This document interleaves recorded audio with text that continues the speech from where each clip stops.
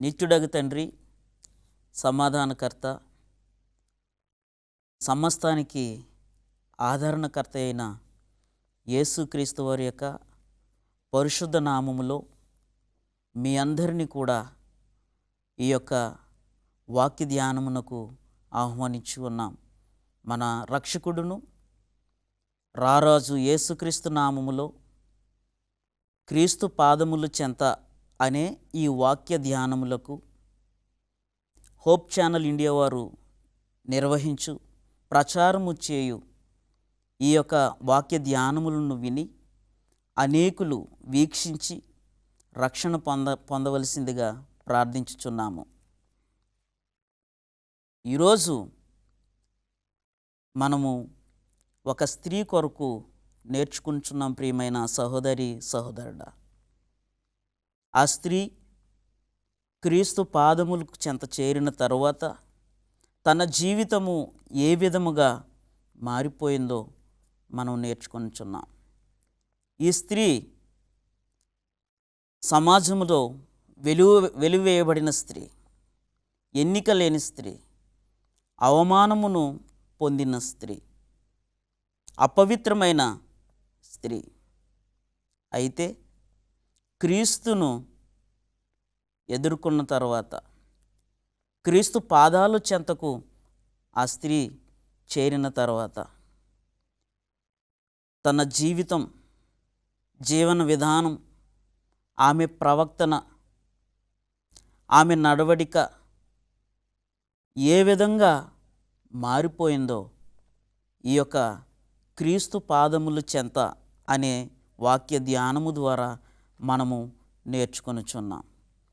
ఈ స్త్రీ వెలివేయబడినప్పటికీ, అవమానము పొందినప్పటికీ, మరణమునకు పాత్రురాలుగా అని ఎంచబడినప్పటికీ, క్రీస్తు పాదాలు చెంత చేరిన తర్వాత తనలో పరలోక రాజ్యము చేరాలనే ఆశ పుట్టింది. తాను ఇంకెన్నడూ అపవిత్రమైన పని చేయకూడదని నిర్ణయం తీసుకుంది.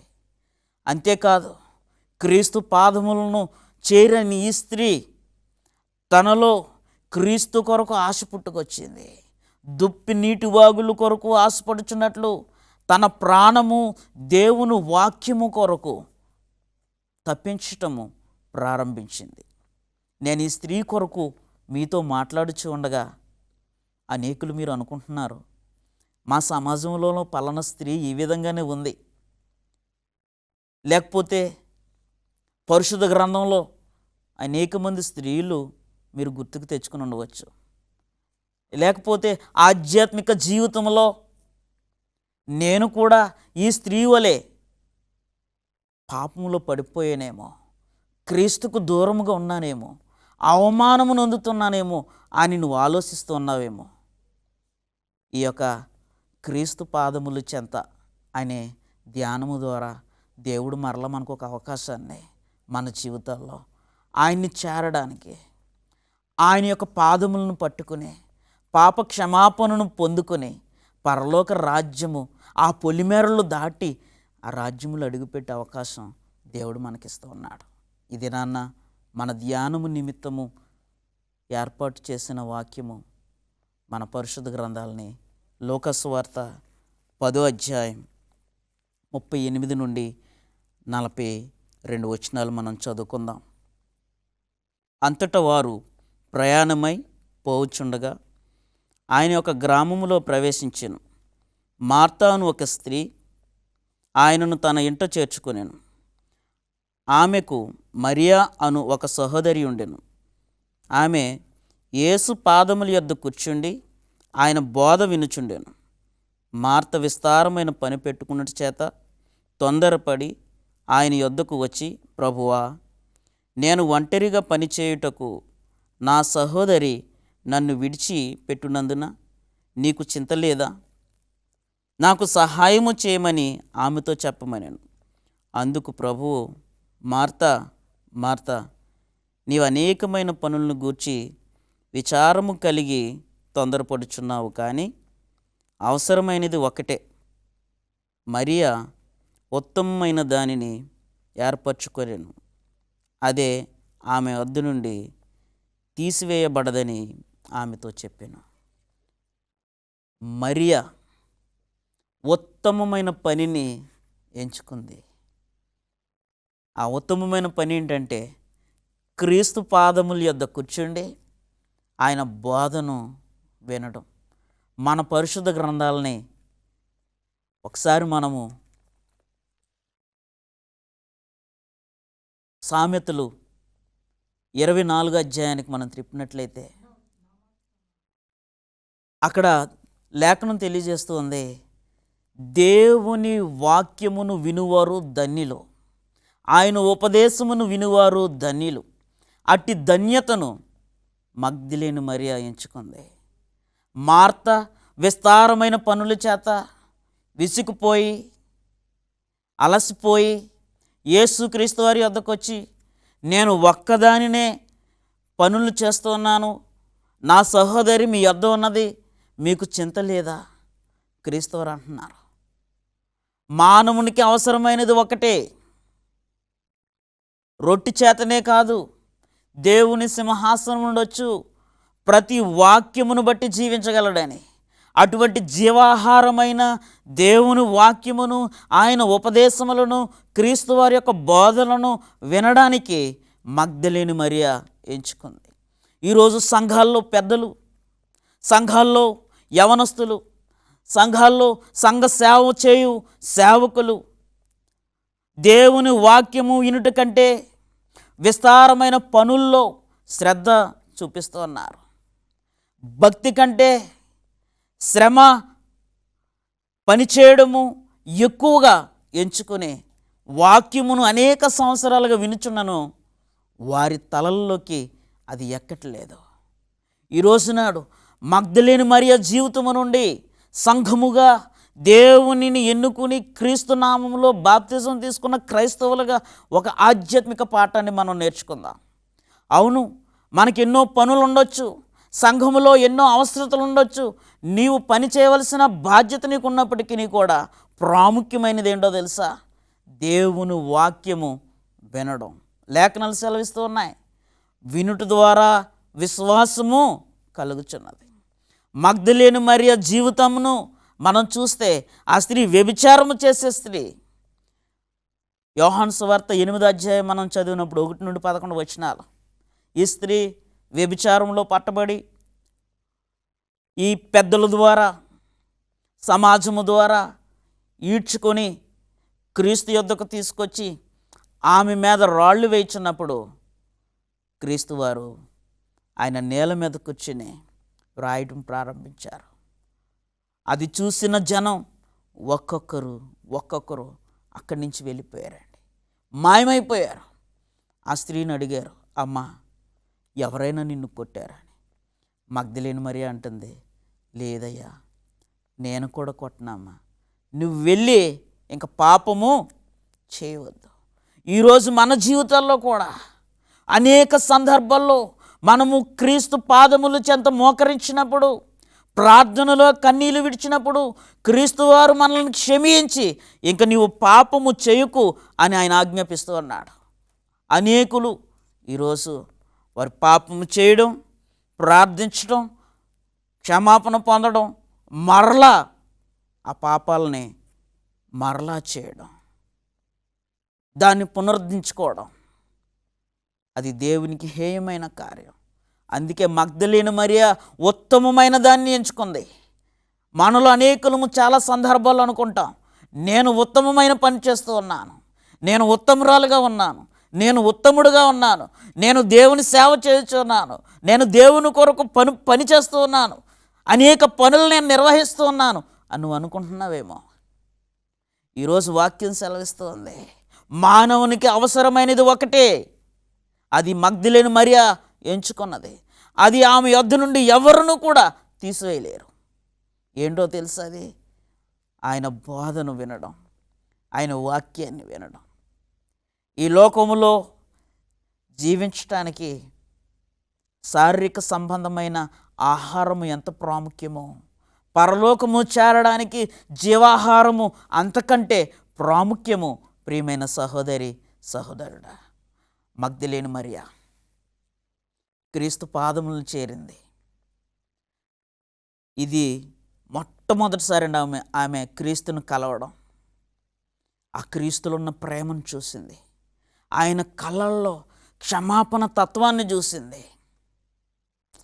ఆయన ఎంత ప్రేమమయుడో, దేవుడు లోకమును ఎంతో ప్రేమించెను అనే పదాన్ని నిట్ట నిలువ నిదర్శనముగా యేసుక్రీస్తును వీక్షించిన ఈ స్త్రీ అప్పుడే తన జీవితంలో నిర్ణయం చేసుకుంది. ఈయన నన్ను పాపము ఇంకెన్నడూ చేయొద్దన్నాడు. నేను పాపము చేయను, దానిని క్రియరూపములో చూపించటానికి నన్ను క్షమించిన నా తండ్రికి నేను ఏదో ఒకటి సమర్పించాలి అని నిర్ణయం చేసుకుంది. ఇది మొట్టమొదటిసారి ఆమె క్రీస్తును చేరటం. మొట్టమొదటిగా మనం చదివాం లోకసువార్త 10వ అధ్యాయం. అది రెండవసారి ఆమె విస్తారమైన పని పెట్టుకుంది. ఇంకా అనేక సందర్భాల్లో ఆమె క్రీస్తు పాదాలను చేరిందండి. మరి ఒకసారి యేసుక్రీస్తు వారు లాజరు చనిపోయినప్పుడు ఆయన దర్శించినప్పుడు ఈ స్త్రీ క్రీస్తు యొద్ద కూర్చొని ఆయన బోధ వింటుంది. ఏ పరిస్థితిలోనైనా ఈ స్త్రీ ఒకటే నిర్ణయం చేసుకుంది, నేను దేవుని వాక్యాన్ని వినాలి, వినుట వలన విశ్వాసము నాకు కలుగుతుంది. క్రీస్తు సమస్తమును ఆయన నిర్ణయము చొప్పున నా జీవితంలో జరిగించుచున్నాడు. అది ఎందుకంటే ఆయన జగత్కు పునాది వేయబడకముందే ఆయన సంకల్పము చొప్పున నన్ను ఆయనకు సాక్షిగా పిలుచుకున్నాడు. కాబట్టి నేను ఏమి చేస్తున్నాను ఆ దేవునికి మహిమ తెచ్చే స్త్రీగా ఉండాలని వాక్యం సెలవిస్తుంది. మీరు ఏమి చేసినా క్రీస్తు యొక్క మహిమకు ఘనత తీసుకొచ్చేవారిగా ఉండాలని. మొదట ఈ స్త్రీ అపవిత్రురాలు, వ్యభిచారము చేసింది, పాపములో కొట్టుమిట్లాడుతూ ఉంది. సమాజము వెలివేశారు, నిందలు మోపారు. క్రీస్తుని ఎదుర్కొన్న తర్వాత ఆయన మహిమ ఎంత గొప్పదో, ఈ లోకములో ఉన్న నామముల కంటే ఆయన నామము ఎంత గణనీయమైనదో ఈ స్త్రీ తెలియజేస్తూ ఉంది. ప్రియమైన సహోదరి సహోదరుడా, ఈరోజు ఈ స్త్రీ కొరకు నేర్చుకుని వింటున్న నీవు నేను మనందరము ఆయన వాక్యాన్ని వినాలని ఆసక్తి కలిగి ఉన్నారా?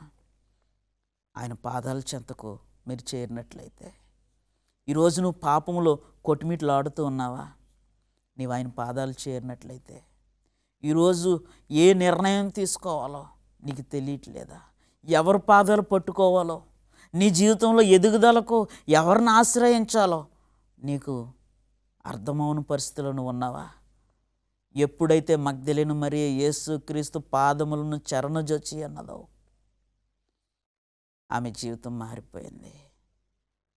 తన జీవితం అపవిత్రురాలనే ముద్ర నుండి పవిత్రమైన స్త్రీ అనే ముద్ర వహించుకుంది.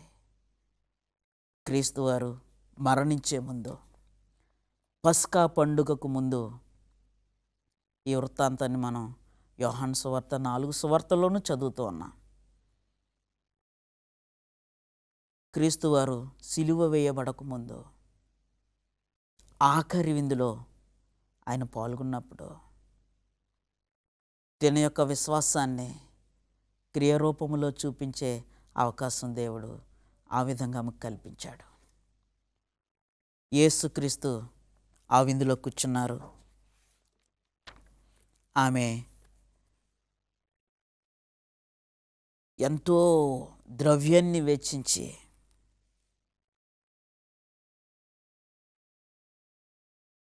ఈ వృత్తాంతాన్ని యోహాను సువార్త 12వ అధ్యాయం 1-8 వచనాల్లో మనం చదువుతున్నాం.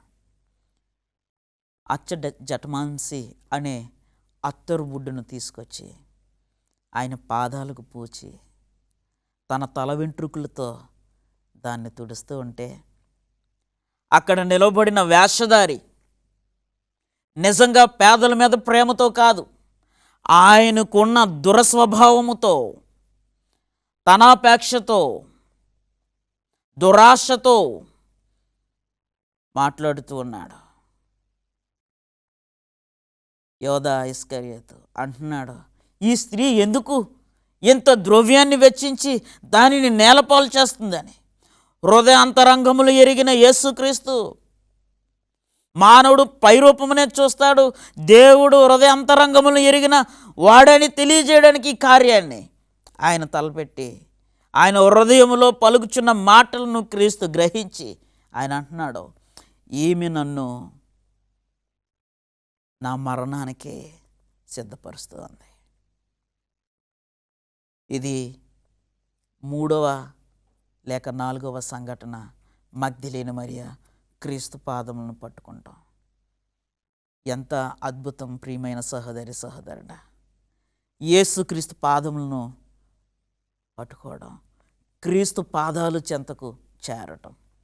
ఈరోజు మగ్దలేని మరియ వలె నీవు కూడా ఆయన పాదాల చెంతకు చేరే అవకాశం దేవుడు కలిగిస్తూ ఉన్నారు.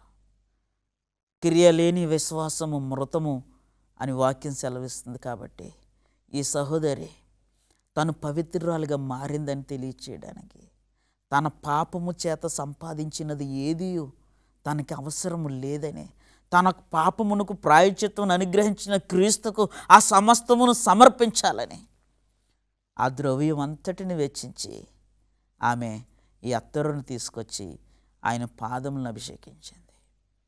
తనకిష్టమైన స్థలము క్రీస్తు పాదాలు. నీకిష్టమైన స్థలం ఏది? ఈరోజు యవనస్తులు వారికి బాధ కలిగితే వాళ్ళు వెళ్ళే స్థలం ఏంటో తెలుసా? నేను చెప్పనవసరం లేదు. తల్లిదండ్రులకు అనేకులకు మీకు తెలుసు. మీ కుమారులు ఎక్కడికి వెళ్తూ ఉన్నారు, మీ కుమార్తెలు ఎక్కడికి వెళుతూ ఉన్నారు. సంఘ సేవకులుగా మనకు తెలుసు. మన సంఘ సభ్యులు విలాసాలకు వికృత చేష్టలు జరిగించడానికి, పాపమును ప్రోత్సహించడానికి, పాప కార్మేంద్రియములు జరిగించడానికి వారికి ఇష్టమైన స్థలాలేయో మనకు తెలుసు. మగ్దలేని మరియ తనకిష్టమైన స్థలము యేసుక్రీస్తు పాదాలు. అవమానం పొందింది, క్రీస్తు పాదాలే జవాబు. క్షమాపణ కలిగింది, సంతోషంగా ఉంది. అయినా తన సంతోషాన్ని తను వేడుకగా చేసుకోవడానికి తనకిష్టమైన స్థలము క్రీస్తు పాదాలు. ఈరోజు సంతోషం వస్తే ఏ స్థలానికి వెళ్తారో, బాధ వచ్చినా అదే స్థలానికి వెళ్తున్నారు మనుషులు. బార్లకు వెళ్ళడం, సినిమాలకు వెళ్ళడం, షికారులకు వెళ్ళడం, పాపములను ప్రోత్సహించే అనేకులు ఈరోజు. మగ్దలేని మరియ జీవితం నుండి ఒక పాఠాన్ని నేర్చుకుందాం. మగ్దలేని మరియ తన పాపమును విడిచిపెట్టడమే కాదు, తన పాపమును విడిచిపెట్టనని క్రియరూపములో తనకి ఇష్టమైన స్థలము యేసుక్రీస్తు పాదాలను అభిషేకం చేసింది. అత్తరతో పోయడమే కాదు, తన తల వెంట్రుకలను, మీకు తెలుసా, ఎవరైనా ఒకరి పాదాలను పట్టుకున్నారంటే ఆ వ్యక్తి సర్వము ఆ పాదములను పట్టుకున్న వ్యక్తికి సమర్పించేశారు అని అర్థం. అంటే మగ్దలేని మరియ తన సర్వమును, తన శరీరమును, తన సంపాదనను, తన తలంపులను, సమస్తాన్ని క్రీస్తుకు సమర్పించుకుంది. ఎందుకంటే తన జీవితంలో నిర్ణయం చేసుకుంది, సమస్తానికి ఆదరణకర్త అయిన యేసుక్రీస్తు పాదాల చెంత నేను చేరితే చాలు, నాకు రక్షణ కలుగుతుంది, నా పాపమునకు విమోచనము కలుగుతుంది అని నిర్ణయం చేసుకుంది. ఆఖరిగా యోహాను సువార్త 20 నుండి మనం చదివినట్లయితే, యోహాను సువార్త 20 నుండి మనం చదువుతాం. అయితే మరియా సమాధి బయట నిలిచి ఏడ్చుచుండెను. ఆమె ఏడ్చు సమాధిలో వంగి చూడగా ఆ తెల్లని వస్త్రములు ధరించిన 2 దేవదూతలు యేసు దేహము ఉంచబడిన స్థలములో తలవైపున ఒకడును కాళ్ళ వైపున ఒకడును కూర్చుండుట కనబడెను. వారు, అమ్మా, ఎందుకు ఏడ్చుచున్నావని ఆమెను అడుగగా, ఆమె, నా ప్రభువును ఎవరో ఎత్తుకొని పోయిరే, ఆయనను ఎక్కడ ఉంచిరో నాకు తెలియలేదని చెప్పాను. ఆమె ఈ మాట చెప్పి వెనక్కు తట్టు తిరిగి యేసు నిలిచి ఉండుట చూశాను, కానీ ఆయనను యేసు అని గుర్తుపట్టలేదు.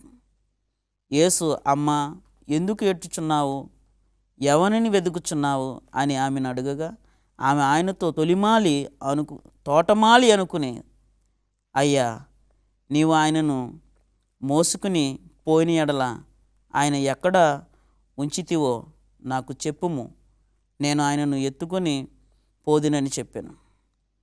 యేసు ఆమెను చూసి మరియా అని పిలిచాను. ఆమె ఆయన వైపు తిరిగి ఆయనను హెబ్రీలో రబ్బూనీ అని పిలిచాను. ఆ మాటకి బాదుకుడా అని అర్థము. యేసుక్రీస్తును ఎవరో ఎత్తుకెళ్ళిపోయారు. నాకు ఇష్టమైన స్థలం ఇంకా నాకు లేదు. నాకు బాధ వచ్చినా, సంతోషం వచ్చినా, నా పాప క్షమాపణ అయినా, నా ప్రార్థన విని నాకు ఉత్తరం ఇచ్చే ఏకైక స్థలము నా క్రీస్తు పాదాలు నాకు ఇంకా లేవు అని చింతించుచున్నది. దేవదూతలు పలికిన మాటలను కూడా ఆమె ఇక్కడ లేడంటే ఎవరో నా క్రీస్తును దొంగలించారు అనుకుంటుంది. స్వయాన్న క్రీస్తు మాట్లాడుతున్నా ఆమె లీనమైపోయి, నేను ఇంకా ఆయన పాదాలను ఇంకెప్పటికీ పట్టుకోలేనేమో అనే బాధలో గ్రహించలేకపోతుంది. అంతగా విశ్వాసంలో లీనమైపోయింది. అన్న జీవితంలో కూడా మనం చూసాం, తను ఎంత లీనమైపోయిందో ప్రార్థనలో. ఈ స్త్రీ కూడా.